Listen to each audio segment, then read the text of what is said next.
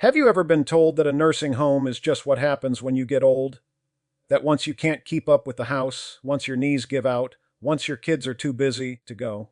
Here's what the numbers actually say. Over 11 million Americans over the age of 65 now live alone. And for many of them, the default answer is a nursing home, for the median cost of a nursing home in this country is over $900 a month. In states like Connecticut, Massachusetts, and New Jersey, it can go well past $15,000. And that's for a semi-private room, not even your own space. And yet, for most families, a nursing home still feels like the only option. But what if I told you it should be the last one, not the first? But I know what some of you are thinking right now. You're thinking, well, what else is there? I can't live alone forever. My kids have their own lives, and I don't have the money for some luxury retirement village. You're right. That's the hardest part, feeling stuck between options that don't really feel like options at all. So today I want to walk you through 3 alternatives that thousands of seniors are already choosing. Real places, real people, real costs, not theories, not dreams. If this matters to you or someone you love, hit subscribe and leave a like. Let's begin. Let me tell you about a woman I'll call Dorothy. She's 74. She was a librarian for over 30 years in Portland, Oregon. Her husband passed away 6 years ago, and since then she's been living alone in the same house they shared for decades. Her 2 kids live out of state. They call her every Sunday, and they love her, but they have their own families, their own mortgages, their own problems. They can't move back, and Dorothy won't ask them to. At first, Dorothy tried staying with her daughter in Denver for a few months, but she felt like a guest in someone else's life. She couldn't cook what she wanted, couldn't watch her shows, couldn't go for a walk without someone worrying. She told her daughter, "I love you, but I need my own front door. I need my own." Then she tried to live in home care aid. It cost her about $5,500 a month. That's someone who helps with meals, medications, like cleaning. But the aid changed 3 times in 5 months. Every time Dorothy had to start over, explain her routines, her allergies, where things go. It was exhausting. So her kids suggested a nursing home. Dorothy agreed to try. She lasted 3 days. She said the hallways smelled like cleaning products and loneliness. She shared a room with a stranger who had the TV on 24 hours a day. Nobody called her by name. She was room 214, bed B. And here's the thing, Dorothy's experience isn't unusual. According to a federal report, 90% of homes in the U.S. report staffing shortages. 79% of nursing home residents are in facilities that fall below the recommended staffing levels. During the day, one aide might be responsible for 7 or 8 residents. At night, that number can go up to 14 or more. It's not that the staff doesn't care. Most of them care deeply.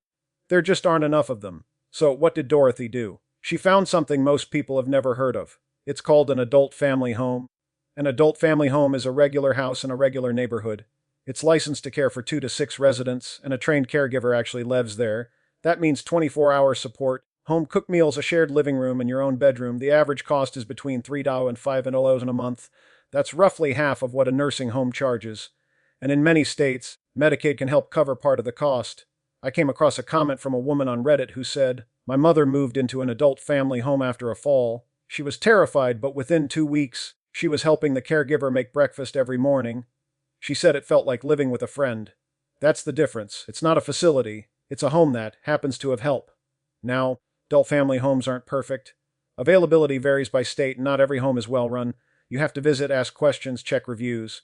But for someone like Dorothy, someone who wants care without losing her identity, it's a real option.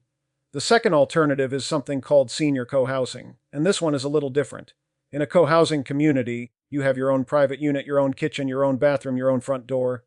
But you also share common spaces, a big kitchen for group dinners, a garden, a workshop, a library. The key difference is that the residents themselves design and run the community. There's no corporate landlord, no management company. Decisions are made together and everyone contributes. One of the most well-known examples is Silver Sage Village in Boulder, Colorado. It opened in 2007 with 16 units, all for residents 55 and older. They share meals a few times a week. They check on each other, and they've built something that feels less like housing and more like a neighborhood that actually works.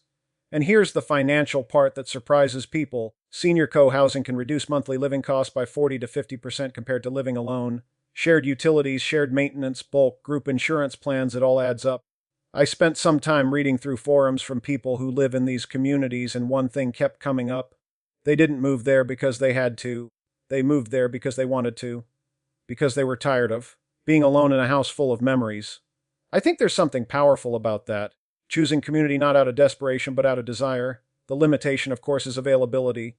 Senior co-housing communities are still relatively rare. mostly concentrated in Western states, and they require a certain personality. You have to be willing to participate, attend meetings, be a neighbor in the fullest sense. But for the right person, it can be transformative. The third alternative is, perhaps the most accessible, it's called the village model. Here's how it works. You stay in your own home. You don't move anywhere, but you join a membership-based community usually run by a nonprofit that connects you with volunteers and services. The annual fee is typically between $200 and $500 a year. And for that, you get access to things like rides to doctor appointments, help with groceries, home repairs, technology support, and regular social events. There are now over 350 villages operating across the United States. Some are in big cities, some are in small towns, and they're growing because the concept is simple. You don't have to leave your life behind to get help living it. An AP article I read described a woman who called herself an elder orphan. No spouse, no children, no siblings nearby. She said joining a village was the first time in years she didn't feel invisible. The village model doesn't replace medical care or full-time assistance if you need round-the-clock help. This isn't the answer. But for the millions of seniors who are mostly independent and just need a little support, a ride here, a conversation there, someone to call if the power goes out, it can be the difference between thriving and just surviving. So let's put all together. If you need full-time care in a warm, small setting, an adult family home might be your answer. If you want to live independently but never feel alone, senior co-housing could be worth exploring. And if you want to stay right where you are but need a hand now and then, the village model is already out there waiting. None of these are perfect. All of them require research, planning, and honest conversations. But they exist, and most people don't know that. I think the real tragedy isn't that seniors end up in nursing homes. It's that so many of them end up there believing it was the only choice. It's not. And before I let you go today, there's a passage I read recently that I keep coming back to. This is from Viktor Frankl's Man's Search for Meaning. Frankl was an Austrian psychiatrist. He survived 4 Nazi concentration camps, including Auschwitz. He lost his wife, his parents, his brother, nearly everyone he loved. And yet in the middle of that unimaginable suffering, he noticed something. The people who survived weren't always the strongest or the youngest. They were the ones who held on to a sense of meaning. He wrote this: "Everything can be taken from a man but one thing, the last of the human freedoms, to choose one's attitude in any given set of circumstances, to choose one's own way." I sat with that line for a long time because I think that's what Dorothy chose. That's what the 93-year-old in those comments chose. That's what every person who refuses to give up their independence is choosing. Not the easiest path, not the cheapest, but their own.